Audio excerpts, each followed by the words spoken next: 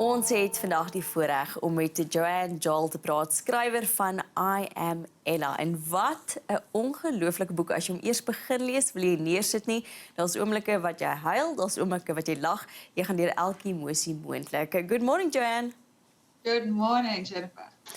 Joanne, I want to start with the why. Why did you decide to write this book, I Am Ella, and why now?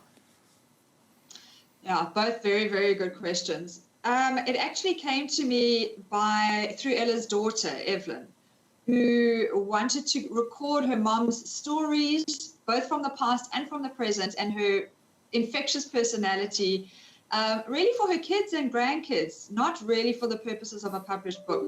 And that happened in about 2017 that she first approached me. For me, it was I have always had a connection to Holocaust history, to Holocaust studies.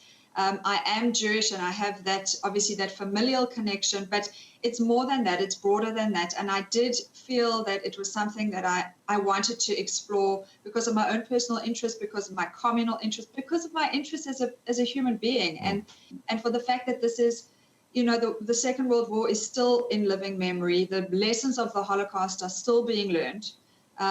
And I really felt that Ella's story had the potential to reach far broader than her family, which is very special in its own right. But to all of us, to Cape Town, to South Africa, to the world, really, because her messages are so universal. And so for me, it perhaps sounds strange to say, but it was something of a passion project.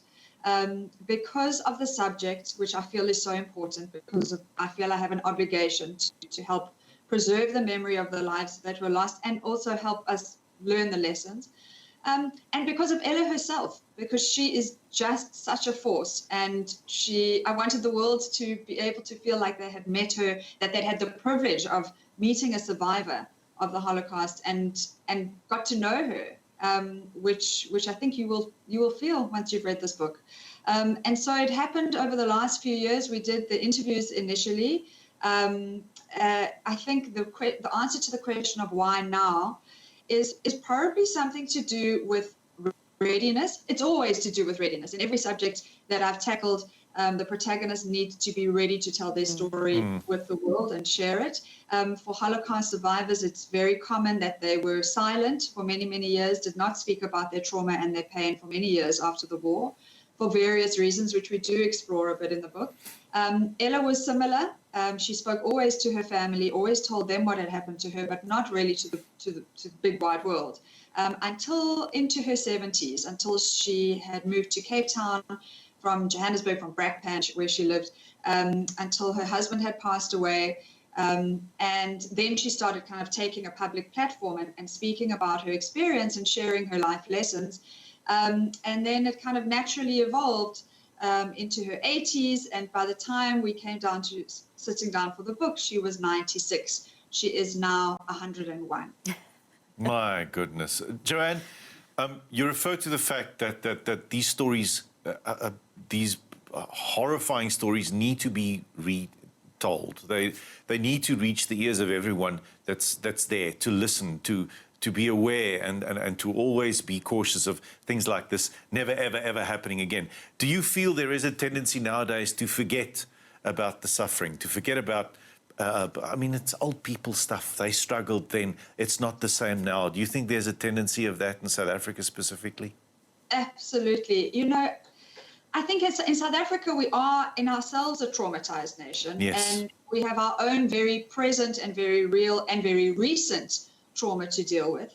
And I think sometimes it can maybe feel a bit much to go all the way back then. But all the way back then isn't that far away. The mere fact that we still have survivors, Second World War sufferers and survivors amongst us, living, breathing, talking, sharing their life experience is just testament enough to just how recent that past is. And I think, certainly for younger people today, and that's very much the reason that I felt strongly about the book being published and taken to younger audiences.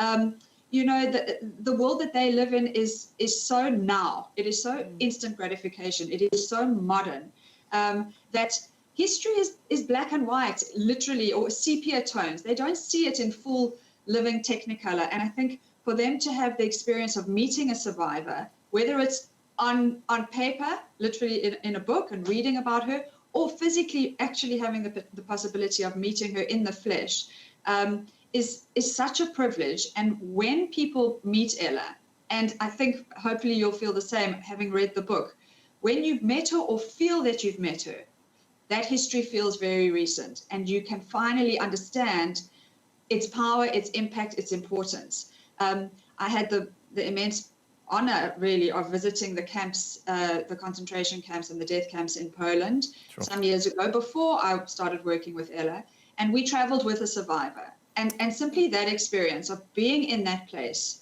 which still stands, and with somebody who survived it, made it very, very real and in a way relatable. Sounds strange to say that something so traumatic could be relatable, but I think that's what happens when you actually engage personally with somebody like that. It makes you realize that history is really not that far away.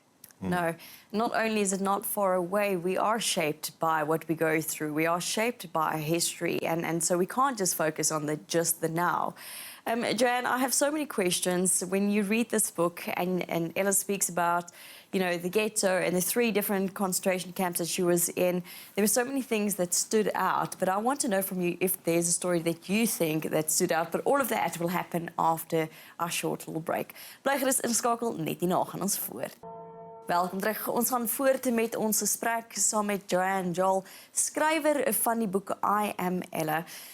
Joanne, I mentioned that there were so many moments in the book that stood out for me. One moment that moved me was when you describe, and Ella describes, the first time one of her family members gets rounded up. Because you read these things, you read how they get moved to the ghettos, and then all of a sudden it becomes real when there's a description of, her brother being rounded up, and that's the first family member that they lose. And you almost, for a moment, I had to go back and read again that I understand correctly. It becomes so surreal. And you spent a lot of time with Ella, and you spent a lot of time writing this book. Was there a moment or a story in the book that really moved you? There are many, as you say, and I think the one that really stands out as so exceptional in Holocaust experience, because thankfully we have many recorded testimonies of survivors, but Ella had the remarkable experience of quite literally walking into a gas chamber and quite literally walking out of one. Sure. And that is something that I think very few people can attest to. She was part of a group at the Majdanek concentration camp, from which infamously nobody survived. And she was part of a group that were of women who, in the middle of the night, were herded into a gas chamber. By then, they knew what the gas chambers were. For many months, they were in denial. They couldn't believe that humans could do this to other humans. But when they were finally sent to the concentration camps, and they saw the belching chimneys and were told by people who were there, that's where you will meet your end. They knew what they were being sent to, and they were herded in the middle of the night into a gas chamber, a group of several hundred women. Ella was with her niece, Roma, with whom she ultimately survived. Roma was 5 years younger than her.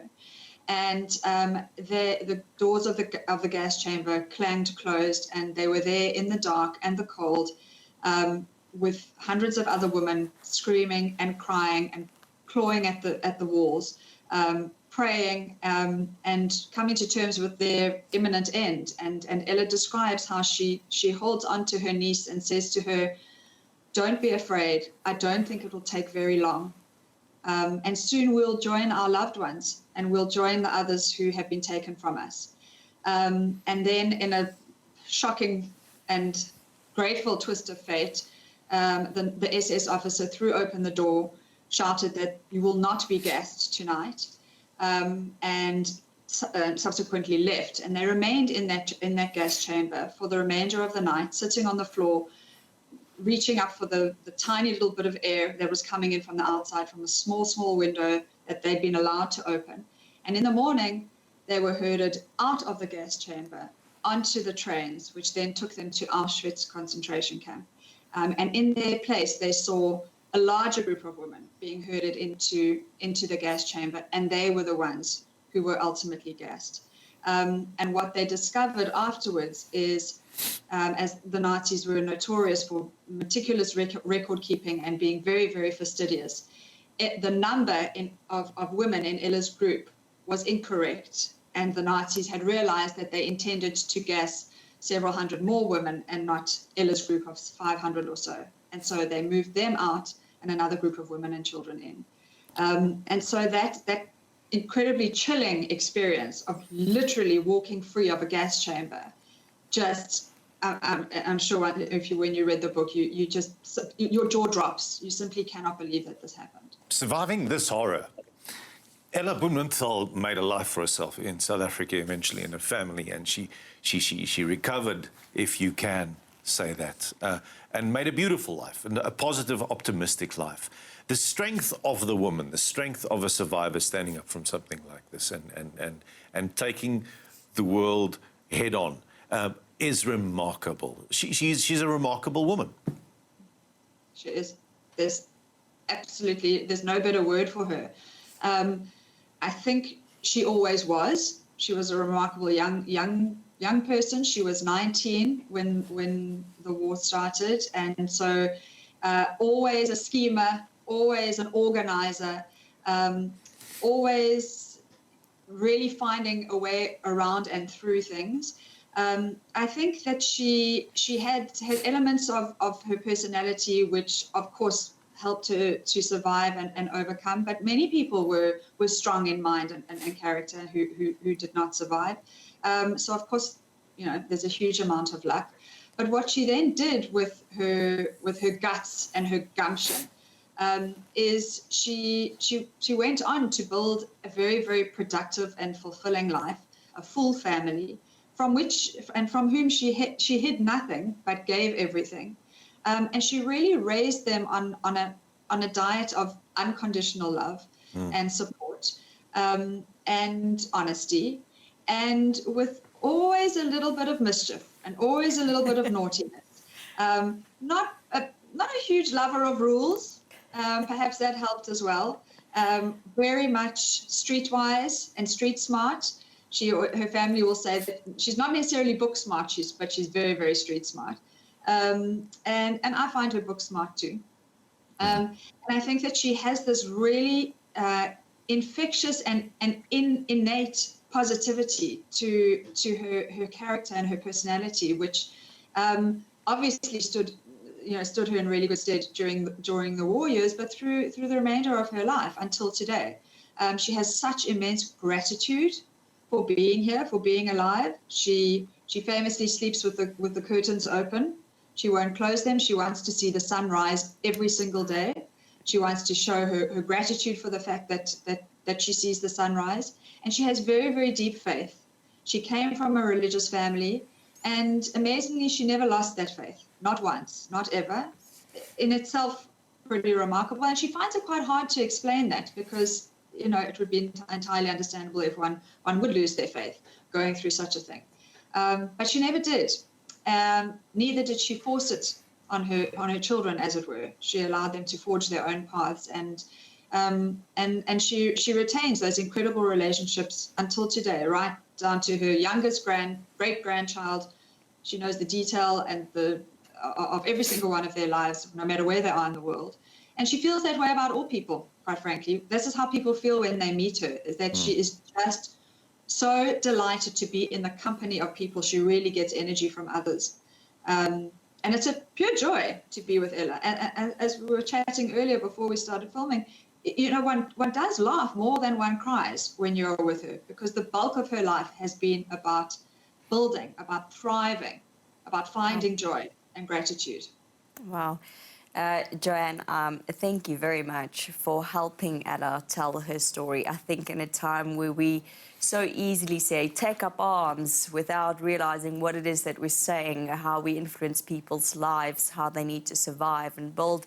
In a time where we need stories of inspiration and hope, stories like Ella's, that no matter what you go through in life, you have a chance to actually build yourself up. I think it is incredible that we're here to educate people and bring people hope with this story. So, Joanne, thank you very much for joining us this morning, and thank you for telling the story. Thank you, and I think you've hit on such an important point. And if you meet Ella, which I hope you get to, you will hear her reiterate what you said: is that she knows that she's had the time for tears and the time to come to terms with what she's had to endure. But her strongest message is humans must talk. As you say, arms get us nowhere. Arms are really the problem. Taking up arms. We need to hear one another. We need to sit down with one another. We need to realize that our strengths and our similarities are far greater than our differences. And this is really her message today. It's of tolerance. It's of dialogue. It's of understanding. It's of embracing differences and realizing that, you know, we are all one people. We are all human. We are all equal. We are all you know, and deserving of one another's love, tolerance, patience, and discussion. And that's really her strongest message these days. You will never hear a word of hate from her mouth, or anything other than saying, "Come, people, let's talk, and let's not sweat the small stuff. Really, let's not." And let's find the joy and the laughter and the humor and everything, because there is, even in the darkest times, our strength is in that. And that's a real beautiful message. Sure, absolutely. Daar het jy dit, vergifnis, jou woorde het krag en daar's altyd hoop. Dit was natuurlik die skrywer Joanne Jowell wat vanoggend by ons aangesluit het en gesels het oor die boek I Am Ella, definitief een wat op jou lys moet wees. Bly gerus ingeskakel, net hierna gaan ons voort.